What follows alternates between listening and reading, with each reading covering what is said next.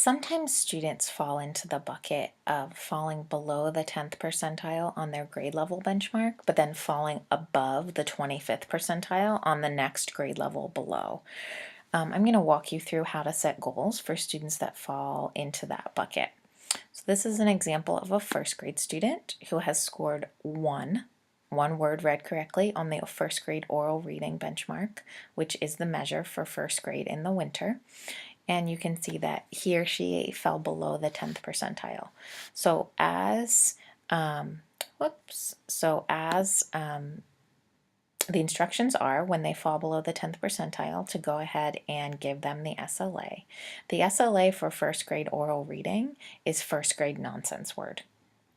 So when this student took the nonsense word benchmark, she got above the 25th percentile. So she scored 50 correct, which would put her above the 25th percentile.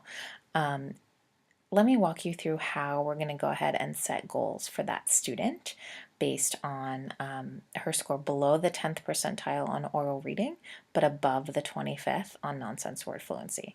Under the first grade oral reading table in the Cycle 2 Progress Monitoring Goals, you'll see the last row here details this case. So the students who score below the 10th percentile on oral reading, but above the 25th on nonsense word, their goal is going to be the oral reading, the 15th percentile by May 15th. So I'm going to go ahead and set that goal for this student. So I'm going to keep the schedule the same because she is still being assessed on oral reading. I'm going to keep the grade level the same because she's still being assessed on first grade, or she's still being assessed on a first grade measure. I'm going to change this to Thursday because that's the date that my campus has agreed to progress monitor. I'm going to slide the slider to May 15th to match the table, and then I'm going to slide the percentile to to the 15th percentile. And again, you'll know this is correct because it will either say closes the gap or ambitious. You can enter the ILS's name who will be providing services to that student at the bottom here, and then you're just going to hit save and close. And that student has a customized goal because they fell sort of in between those two buckets. They weren't quite on the next grade level below, but they weren't quite on their current grade level either. That is the case for all, so we have that case built in for all students.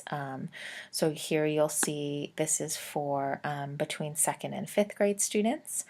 So if they fall below the 10th percentile on their grade level benchmark, 2nd, 3rd, 4th, or 5th, but above the 25th percentile on the next grade level below, their goal is going to be 5 percentile points higher than their grade level benchmark. So their grade level benchmark score is always going to be below the 10th percentile. And you'll just add 5 percentile points to that.